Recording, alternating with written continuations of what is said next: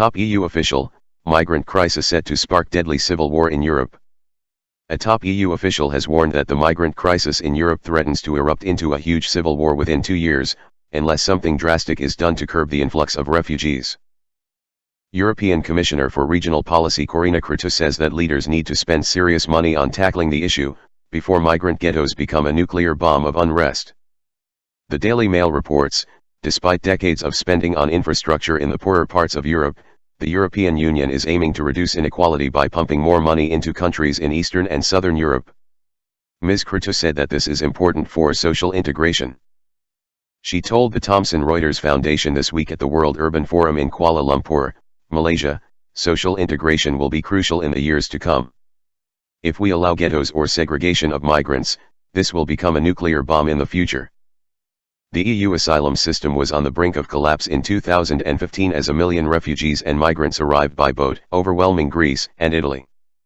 Poland, Hungary, Slovakia, and the Czech Republic refused to take some of the new arrivals. The dispute ended up in the courts and has weakened the bloc's unity, spilling over to other policy areas.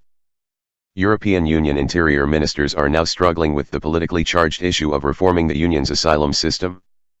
Former communist states continue to defy pressure from other European capitals to accept refugees traveling across the Mediterranean, which would ease the burden on nations such as Greece and wealthy destination countries like Germany.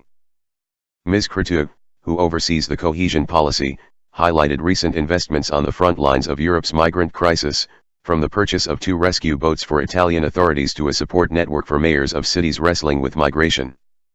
When residents and migrants clash, mayors are in the middle, Ms. Cretu said, citing the tiny Greek island of Chios, where arrivals of refugees and migrants have risen recently. The European Union is using a new approach to measure inequality, which should give policymakers a better understanding of which areas are most in need, according to Cretu. She said, GDP per capita is not very accurate because it doesn't take into account these pockets of poverty unemployment.